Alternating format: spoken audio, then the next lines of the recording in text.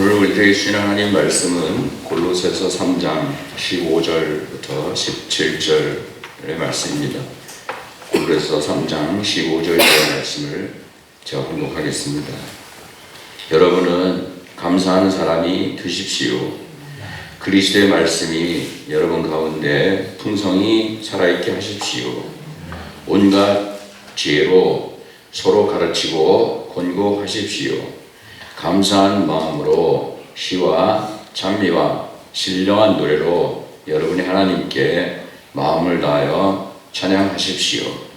말이든 행동이든 무엇을 하든지 모든 것을 주 예수의 이름으로 하고 그분에게서 힘을 얻어서 하나님 아버지께 감사를 드리십시오. 아멘.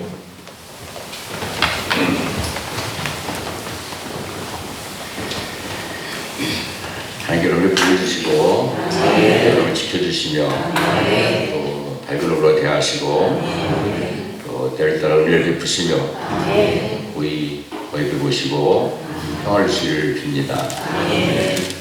제가 지난주에 꼭 가보고 싶었던 일본의 나가사키에 다녀왔습니다. 나가사키 하는 사람들이 나가사키 짬뽕을 생각하고 나가사키에서 카스테라가 제일 먼저 만들어졌답니다. 그런 걸 생각하는데 나가사키는 일본의 성지입니다. 왜냐하면 나가사키에 기독교 복음이 제일 처음 들어갔고 그리고 예수를 믿는다는 것 때문에 나가사키에서 제일 처음 박해를 받아 순교한 사람들이 있었기 때문에 나가사키는 일본의 가장 중요한 성지입니다. 다시 말씀드릴 시간이 없을 것 같아서 오늘 나가사키에 다녀온 말씀을 좀 같이 나누려고 합니다. 지난주에도 말씀드렸지만 일본은 우리보다 훨씬 먼저 기독교를 받아들였습니다.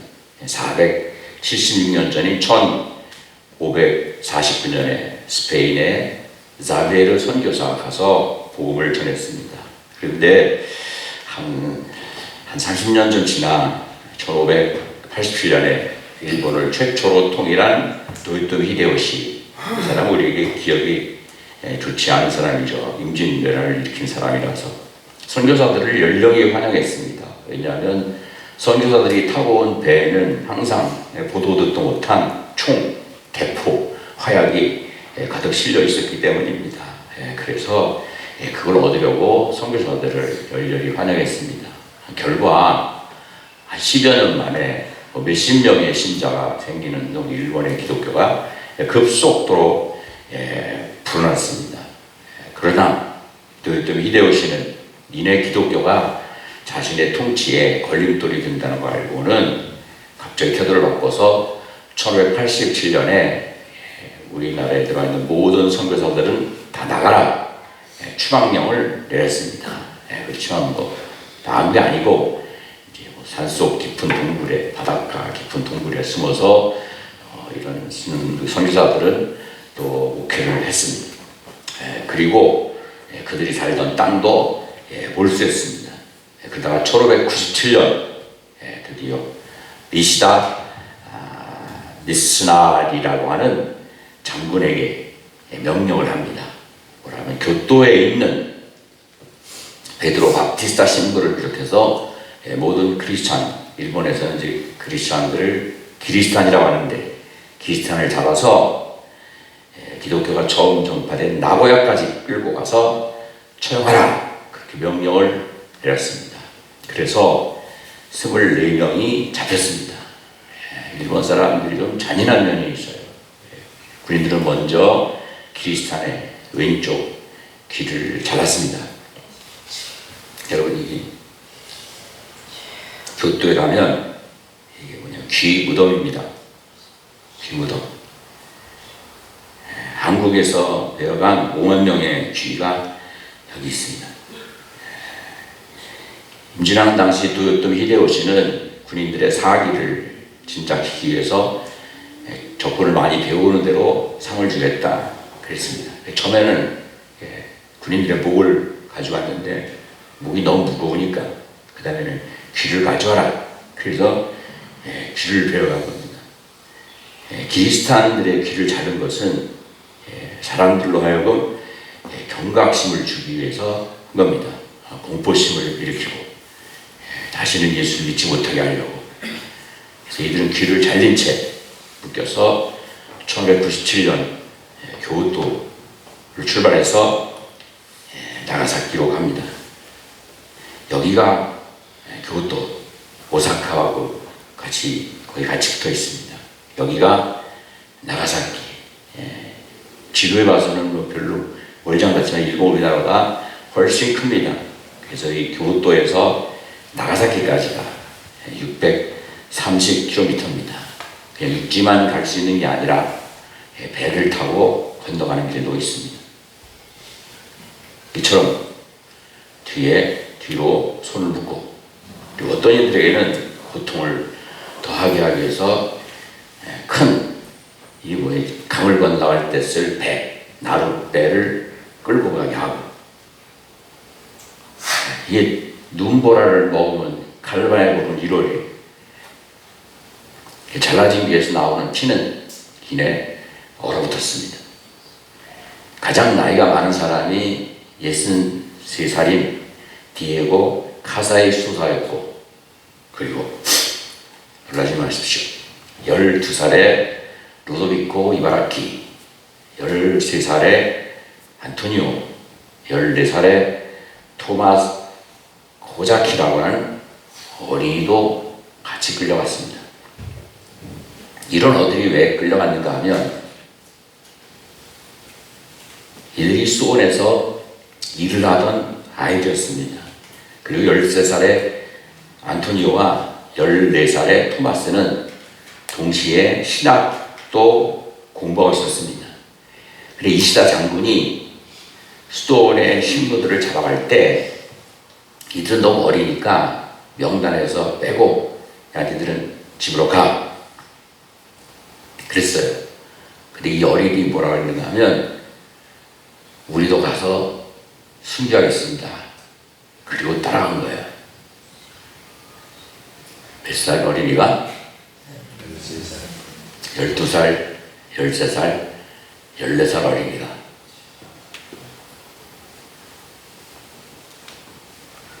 제가 12살이면 초등학교 5학년, 국민학교 5학년 나이인데, 그때 제가 어떤 믿음을 갖고 있는가를 한번 생각해 봤었어요.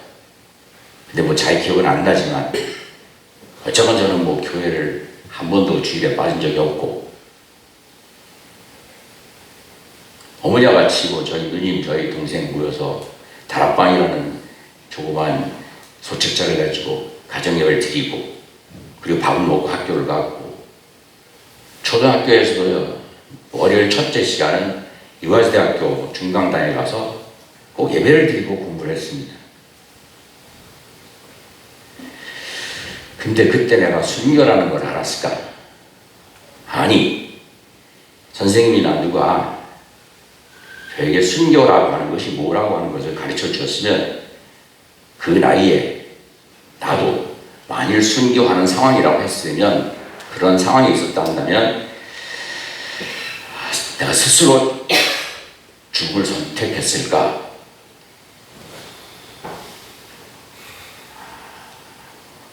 거기에 대해 100% 주저없이 아멘 할 수 있는 건 아닌 것 같았어요. 그래서 제가 이번에 나가사키에 가서 그 현장을 보고 또 듣고 또 공부하면서 느낀 것이 참 많은데, 제가 이제까지 목회를 하면서 좌우명이 하나님과 관계된 것이면 그것이 기도든 찬양이든 감사든 주님의 일을 하는 것이든 그냥 생명 걸고 해야 되고 올인해야 된다.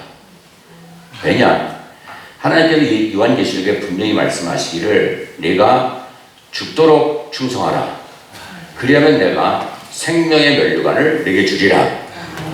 그래서 여러분들에게 이런 말씀을 근거로 해서 하나님을 어떻게 섬겨야 되는가 하는 것을 여러분들의 귀에 못이 박히도록 말씀을 드렸습니다.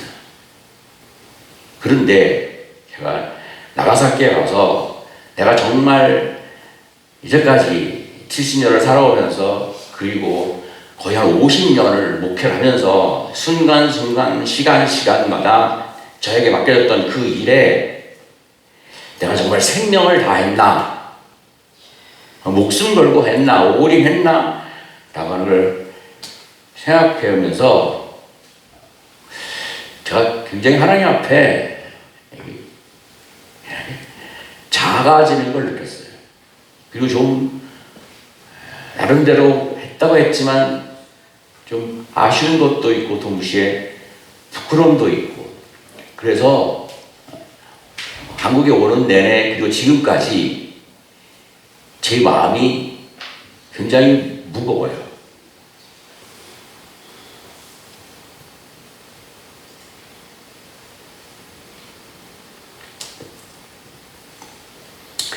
일행은 교토에서 오사카를 거쳐 사카이를 지나 니시노미야라고 하는 곳에 이르렀습니다. 어떤 해는 다 연이어지고 이제 뭐 밤낮 없이 간 적도 있지만 너무 힘드니까 밤에는 잠깐 쉬는데 14살에 이 26명의 순교한 분들이 있는 그 장소에 세워진 26성인 순교 기념비인데 14살에 토마스 고사키 소년이 갑자기 어머니가 보고 싶어졌어요. 그렇잖아요. 수도원에 와서 오랫동안 어머니 못 만나고 지금 이제 가면 어머니 못 만나는데, 영원히 못 만나는데 어머니 생각나는 건 뭐 당연한 거죠. 당연한 거죠. 14살이면 아이 부모님의 보호를 받아야 될 나이인데, 그래서 아직 예수를 믿지 않는 어머니에게 편지를 썼습니다. 그 편지가 거기 가면 있어요.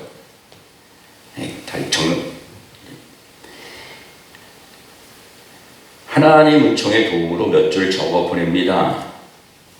신부님을 비롯해서 아버지와 저는 나가사키로 끌려가서 십자가에서 죽게 된다고 합니다. 어머니는 저나 아버지에 대하여 너무 염려하지 마십시오. 조만간 천국에서 어머니를 만날 것을 소망합니다.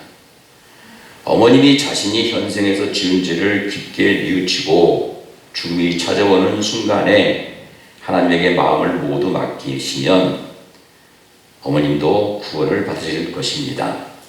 그리고 현생에서의 마지막이 있다는 것을 마음에 새기시고 천국의 행복을 잃지 않도록 모든 노력을 다해 나가셔야 합니다.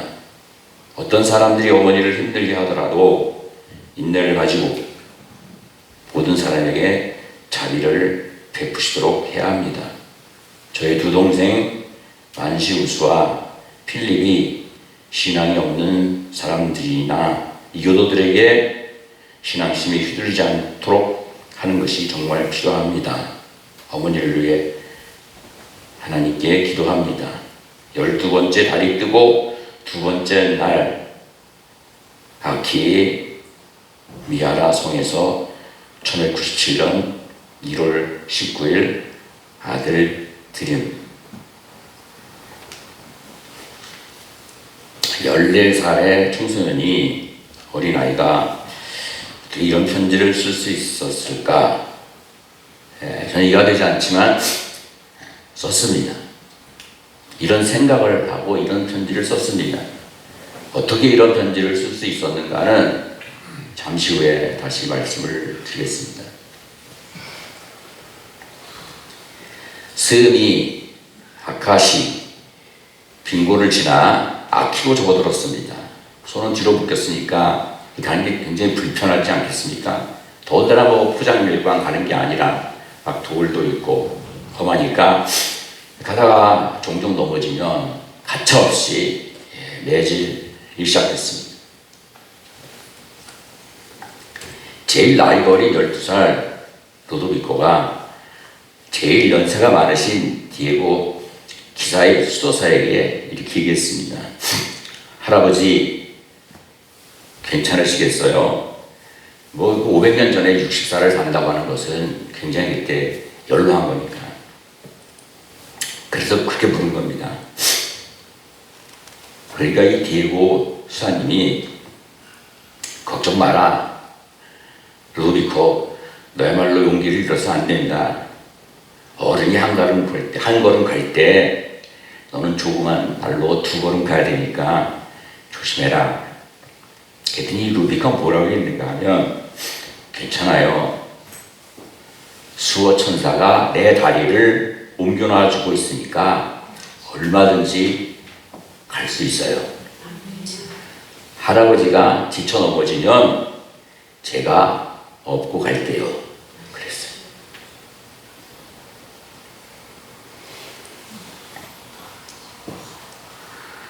나가도 고을을 지나 우미카세키를 지나 나고야성에 도착했습니다. 거기에 나카사키로부터 행정 책임자인 데라자와 한사부로라고 하는 사람이 나와서 이제 일행을 인수받으려고 와 있었습니다. 데라자와는 이 나이 어린 아이를 보는 순간, 뭐 이런 애들을 어떻게 그렇게 끔찍한 방법으로 죽이기, 이건 말이 안 된다라고 생각했어요. 그래서 이 루도비코, 이 가장 어린 이 아이, 근데 이 아이가 이제 순교하러 가는 거 아닙니까? 그러니까 이렇게 용기 있는 소년을 내가 양자로 삼아서 무사로 키우면 아주 훌륭한 무사가 되겠다. 그렇게 생각해서, 야, 루도비코야, 내가 믿는 기독교를 버리기만 하면 내가 너를 아들 삼아서 너를 키워줄게. 너 만일 그렇지 않으면 정말 끔찍한 방법으로 죽는다. 그랬어요. 루도비코가 이렇게 말했습니다. 이 소년이, 아닙니다. 제가 다른 것은 잘 모르지만, 그리고 아직 어리기 때문에 잘 모르지만, 이 일상에서, 그러니까 그때 이제 오래 살지 않았잖아요. 이 일상에서 50년 동안 편하게 사는 것보다 하나님 나라에서 영원히 오랫동안 즐겁게 사는 것이 훨씬 좋습니다.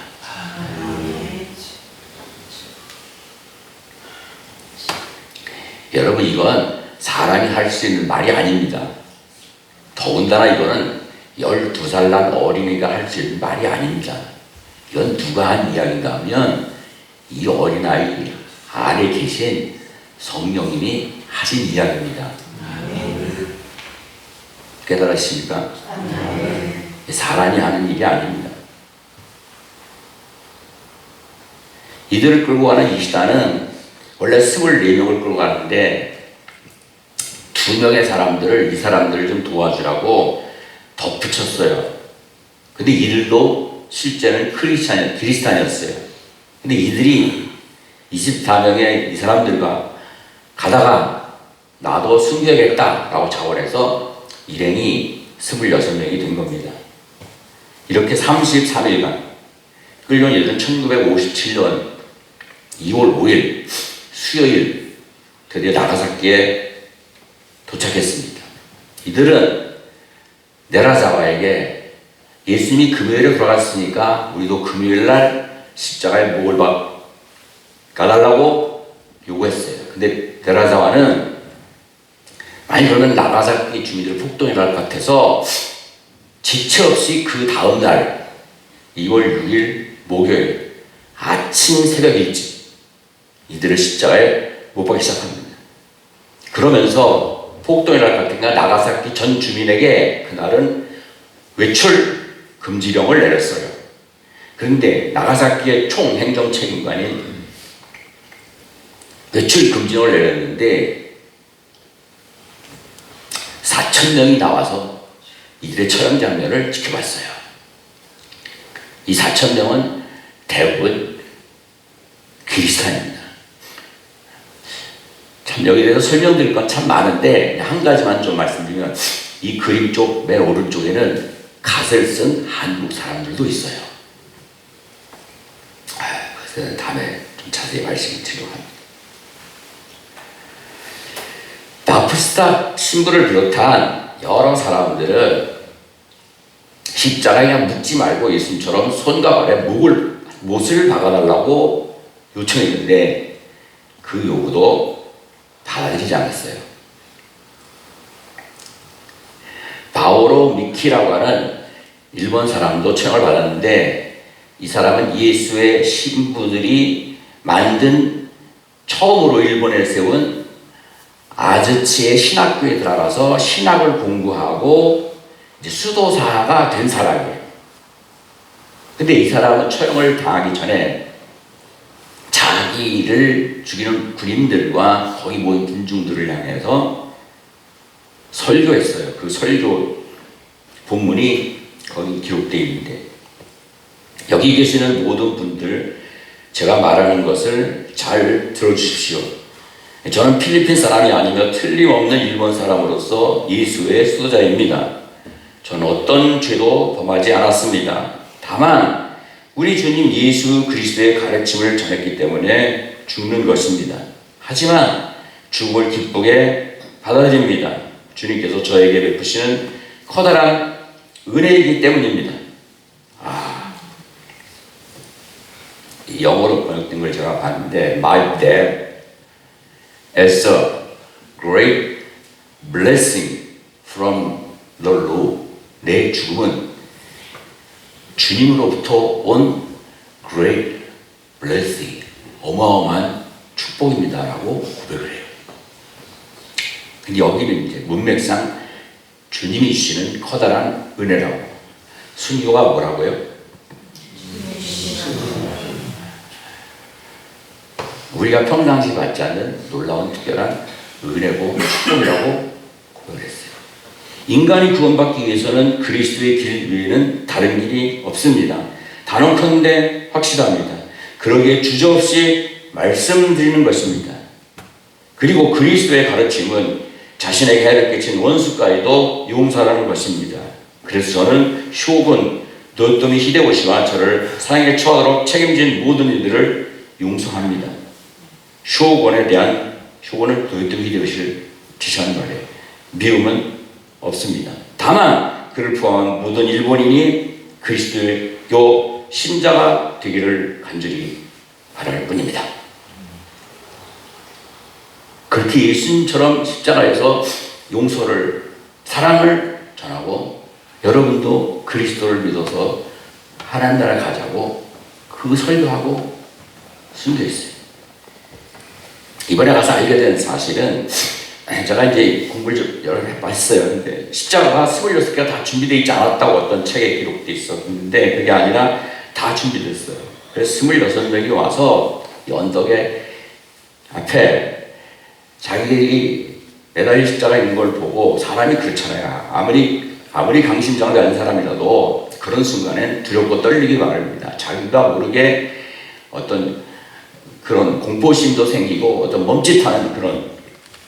근데 누구도 그냥 쉽사리 나가려고 하지 않았어요. 그때 가장 나이 어린 12살의 루도비코가 한 이야기, 지난 시간에 여러분들에게 소개한 얘기입니다.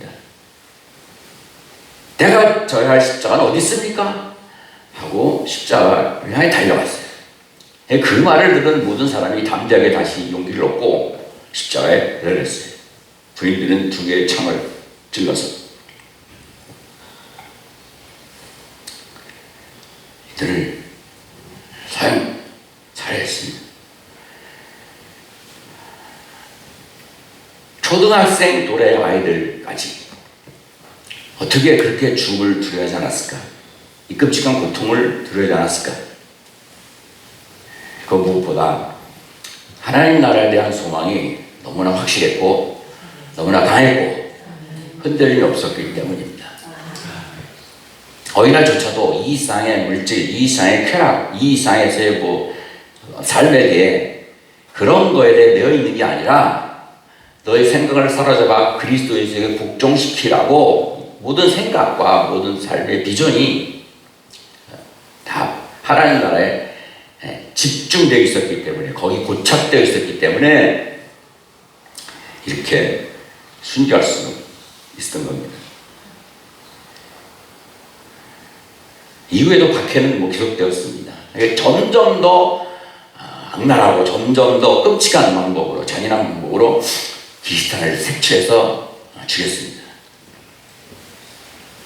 이게 뭔가 하면 관에서 현상금을 내건 포고문입니다.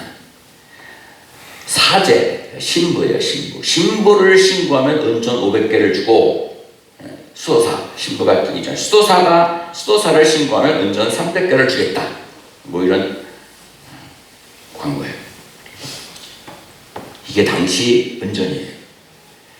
은전 500개면 그 당시는 대가족이니까 온 대가족이 몇 년을 먹고 남을 만큼 어마어마한 돈입니다.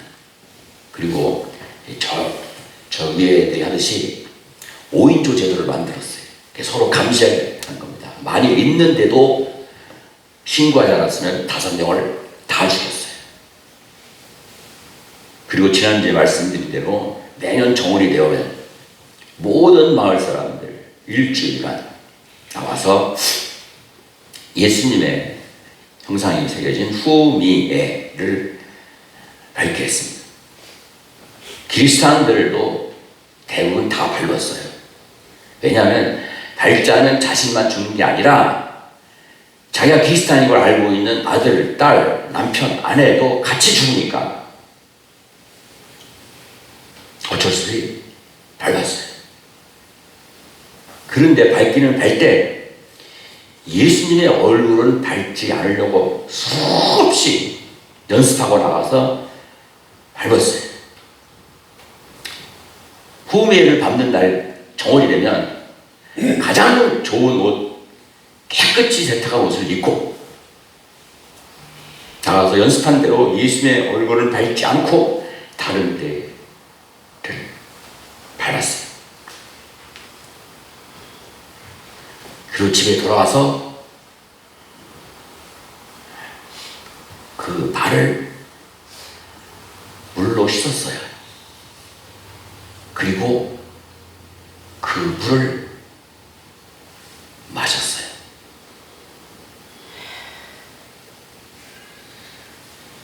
너무 고통스러우니까 그 속죄의 의미로 그 물을 마셨어요.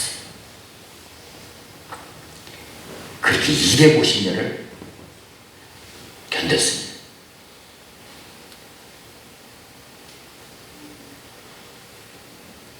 오늘 우리가 신앙생활하는 것과는 비교가 불가능해요.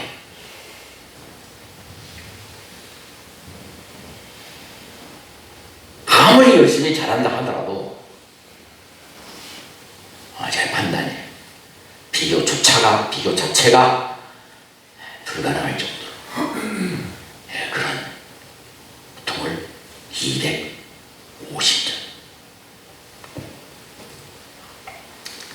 이건 26성인 순교자 기념관에 있는 뭐 같습니까? 뒤에 마리아가 예수를 안고 있는 모습이에요. 근데 자세히 보면 굉장히 조그매요. 뭐 요만밖에 안 해요. 뭐 커봐야 요만밖에 안 해요. 자세히 보면 이게 관음상이에요. 부처예요. 근데 당시 불교는 잘 알려져서 또 불교를 믿어도 되니까 부처처럼 만든 거예요. 왜냐하면 시간이 지나서 마리아가 어떻게 생기고 예수님이 어떻게 생기고 한 번도 본 적이 없으니까 모르기도 하지만 일부러 이렇게 조각한 겁니다. 근데 딱 보면 부처지요. 이걸 놓고 기도를 하는데 어떻게 기도를 하는가 하면 이 뒤에 십자가가 있어요. 그러면 거기다가 거울을 놔요. 그럼 뒤에 십자가 보이는 겁니다. 그리고 당시에는 이걸 치워요. 그럼 와도 그런 거를 잡으러 오는 사람이 와도 북작공 부처니까. 이게 우리가 이해는 되지 않지만 왜 이렇게 하느냐. 그 당시 교회도 없어요. 목사님도 없어요. 그래서 성경책도 없습니다. 기도문이라고 있는데 아직까지 일본어로 번역되지 않았고 라틴어로만 되어 있기 때문에 그걸 읽을 수가 없어요. 예수님에 대해서 전해 들은 이야기도 별로 없어요. 그런데 하나님과 어떻게든 연결해야 되는데 예수님과 어떻게든 연결되어야 되는데 눈에 보이는 게 없으니까 이걸 만들어 놓고 기도를 한 거예요. 우리에게 성경도 있고 교회도 있고 목사도 있지만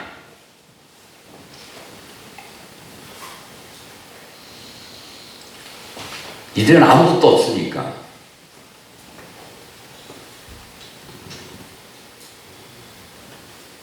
그러니까 우리에게 주신 하나님의 은혜가 얼마나 대단한가, 얼마나 위대한가, 얼마나 놀라운가를 여러분이 진심으로 뜨거운 마음으로 받아들일 수 있어야 돼요.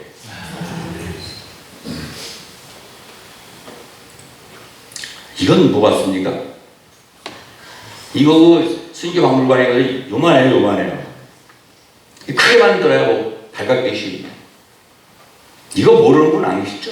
이거 우리나라 국보 83호인 미륵 보살 반과 사유상입니다. 근데 이건 뭐냐면 이거 일본의 오래된 절에서 발견된 건데 이거 나무로 만든 목조 미륵 보살 반과 사유상인데 이게 일본 국보 1호입니다. 이게. 근데 이거 다 한국 사람들이 만든 거고 한국에서 만들어 간 거예요. 근데 26성인 기념관에 이게 있어요. 이게 뭐냐면 숨어 사는 그 그리스탄들이 이걸 앞에 놓고 기도한 거예요. 보이는 것은 불쌍이지만 내 마음에는 뭐가 보여요? 예수님이 보이는 거예요. 그 예수님을 생각하면서 기도하는 거예요. 근데 이 왼쪽에 있는 이 반과 사유상 이거 특징이 있는데 자세히 보자면 굉장히 말랐어요. 아주 그래서 뭐 허리도 날씬하고 손도 굉장히 가늘고 이 반과 사유상의 특징이에요. 그럼 이 불상을 보고 뭘 생각했을까요? 어떤 예수님을 생각했을까요? 네?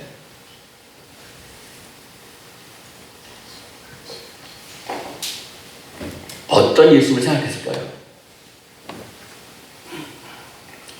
40일 동안 금식하시고 심히 마르신 예수님을 생각했어요.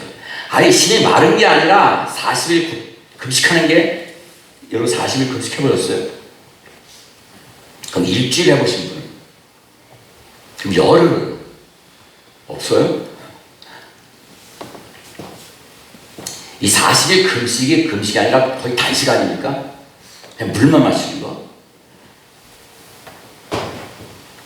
우리 옛말에 뭐 사흘 굶으면 도둑질 안 할 수는 없다고 배고픈 고통, 목마른 고통이 제일 큰 고통인데 40일 금식하시는 예수를 생각하면서 자기들이 당하는 고난과 고통을 견뎌냈던 거예요.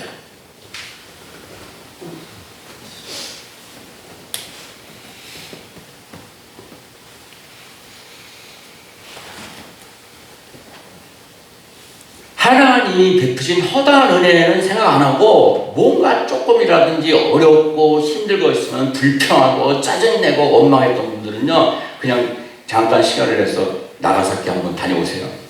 이 앞에 서면 뜨거운 회개의 눈물이 흐르고 뜨거운 감사의 눈물이 흐르고 뜨거운 감격의 눈물이 흐를 겁니다. 다녀오세요. 우리가 뭐 어떤 것으로 인해서 불평하고 원망하고 짜증내고 그거 사치예요. 사치.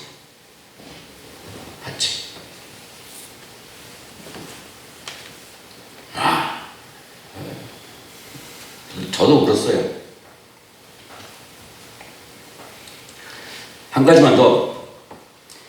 이게 제가 미처 확인을 못해서 사진을 못 찍어서 이렇게밖에 보여줄 수 없는데 이걸 제가 아무리 찾아도 제가 금요일에 와서 토요일 어젯밤 1시까지 뭐 이거 작업을 하면서 아무리 찾아도 이 사진을 찾을 수 없는데 이게 누군가면 한국인 권이라는 분의 빈센트 권이라는 분이 순교한 불에 타 죽는 순교한 모습을 상상하고 이게 뭐라고 그러냐면 Korean Martyr in Japan 일본에서 순교한 한국인들에 갖고 알려져 있는 여기 알려져 있는 한국인으로서의 순교자 명단이에요. 이게 뭐냐면요, 임진할 때 수많은 사람들이 잡혀갔어요. 잡혀가서 강제로 한국인을 버리고 일본 이름을 받아서 일본 이름으로 사용했어요. 그래서 이들이 수없이 순교했는데 그것이 한국인 순교자로 남아있는 게 아니라 일본인 순교자로 남아있어요. 그래서 그걸 알 수가 없는 거예요. 수없이 많은 한국 사람들이 순교했는데 그 일본 사람들이 순교한 걸로 돼 있었어요. 그러니까 일본의 순교 역사가 단지 남해라 순교 역사가 아니라 우리나라의 최초의 순교 역사예요. 아까 제가 갓쓴 사람 보여드렸다 했잖아요. 그 갓쓴 사람들이 무한 걸 상징하는 걸까요? 그 사람들도 죽었다는 걸 거의 그림에 그렇게 그려놓은 거예요. 이들이 이렇게 처형된 지 265년 뒤인 1862년에 교황 비오 9세가 이들을 성인으로 시성을 했습니다. 그러니까 성인, 세인트가 되는 거예요. 그러니까 성인이 되면 각자의 기념일이 있고, 그리고 카톨릭 신자들은 그 기념일에는 그 사람들을 생각하고 기념해요. 그리고 예전에는 이 성자의 이름으로 기도도 하게 됐어요. 왜냐하면 성자마다 특별한 은혜가 있고 성자마다 특별한 은사가 있고 성자마다 특별한 능력이 있다고 믿었으니까. 뭐 예를 들어서 어떤 사람에게는 신유의 은사가 있었으면 그 성인의 이름으로 병을 낫게 해달라고 기도했고, 뭐 그렇게 기도했어요. 이게 개신교에는 그런 게 없어요. 뭐 헌다고 뭐 손양호 목사님이라든지 뭐 길선주 장로 같은 분들은 우리가 개신교에도 성인으로 추대할 수도 있는데, 그건 그렇다 치고 어쨌건 개신교에는 이런 게 없어서 이런 게 낯설어요. 그리고 이런 사람들을 성인으로 해가지고 뭐 그렇게 생각하는 것이, 그것에 대해서 부정적인 생각을 갖고 있는 사람들이 개신교 목사들 중에도 많아요. 그런데 어떻게 이해되는가 하면, 여기 얘들이 지금 다 중학생이니까 12살 넘었는데 12살, 13살, 14살 어린이가 자원해서 순교했습니다. 네? 어머니 내가 먼저 가서 하나님 나라에 있으니까 어머님도 예수 믿고 하나님 나라에서 만나요. 내 십자가는 어디 있습니까? 이런 것이 어떻게 가능하느냐? 이건요, 하나님의 은혜로만 가능해요. 아무리 마음을 독하게 먹었다고 해도 되는 게 아니고, 아무리 내 의지와 내 노력으로 하려고 해도 되는 게 아니에요. 불에 타 죽든지.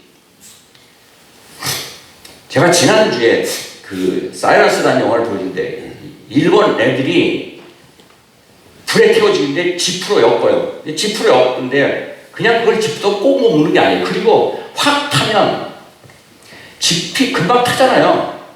왜 그걸 느슨하게 묶고, 그리고 불도 세게 안 떼요? 왜 그런가 하면 지피 금방 타버리면 이게 자유의 몸이 되잖아요.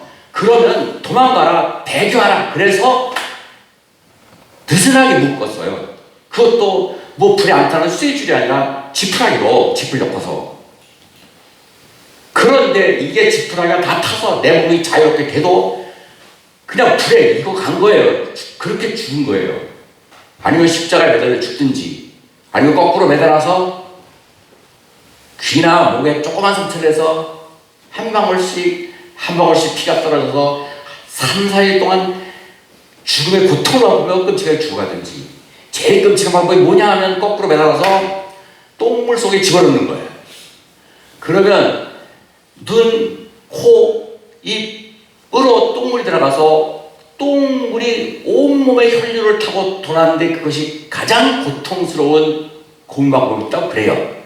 그런데 그런 상황 앞에 그걸 아멘하고 받아들일 수 있는 것은 사람이 할 수 있는 게 아니에요. 아무리 뭐 깡다구가 있고 뭐 아무리 독한 사람이라도, 심지어 자살할 수 있는 용기 있는 사람도 할 수 있는 게 아니에요. 그거는 하나님의 은혜가 아니고서는 할 수 없는 거예요. 그래서 가톨릭의 교인들, 신자들이 성인을 기억하는 것은 그 순교자들을, 그걸 무기력하게 생각하는 게 아니라 그 순교자들에게 주어진 아까 말하는 great blessing, great 그레이스를 기념하고 생각하면서 하나님 저에게도 그러한 특별한 은혜와 특별한 복을 주시옵소서 라고 기도하는 거예요. 그러니까 우리가 그 깊은 내막을 모르고 다른 종교나 뭐 다른 데서 뭐 하는 그런 것들을 그렇게 함부로 얘기하면 안 돼요.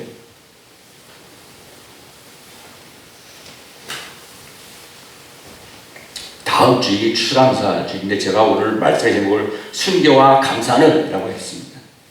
추수감사는 평상시에 여러분들 우리가 하는 감사가 아니에요. 2025년 올 한 해를 우리에게 주셨는데 이 올 한 해에 베푸신 모든 하나님의 은혜에 대해서 감사하는 것이 그것이 추수감사입니다. 그런데 실제로 그렇게 감사하는 사람이 많지 않아요.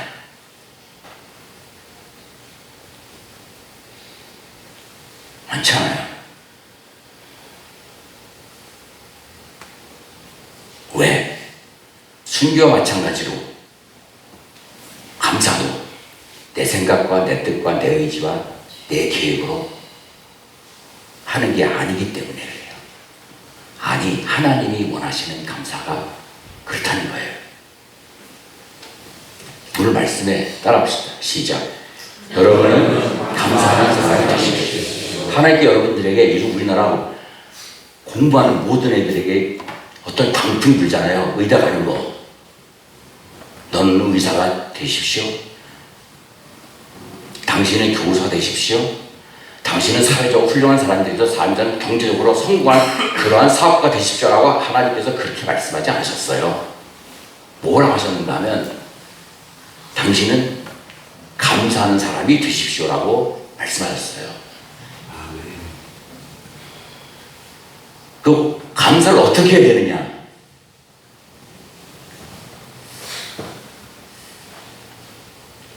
올 한 해 베푸신 하나님의 은혜가 무엇인지를 깨달아야 되는데 그게 우리의 기억력으로 되는 게 아니라 그것도 하나님의 은혜입니다. 그 은혜가 있어야 기억도 나고 아 이것도 하나님의 은혜구나라고 깨달게 되는 거예요. 아까 말씀드렸잖아요. 우리에겐 성경도 있고 교회도 있고 예배 시간도 있고 목회도 있어요. TV를 틀면 그런 기독교에 관한 것들을 볼 수 있어요. 그러나 일본의 그리스도인들에게는 그거 아무것도 없었어요. 근데 우리는 이것이 얼마나 고마운지 교회가 얼마나 고마운지 목사님이 계신 게 얼마나 고마운지 느끼지 못하잖아요. 평상시. 그러나 이걸 깨닫고 진심으로 이것이 정말 어마어마한 하나님의 블레싱이고 하나님의 은혜라고 하는 걸 깨닫는 건 하나님의 은혜죠.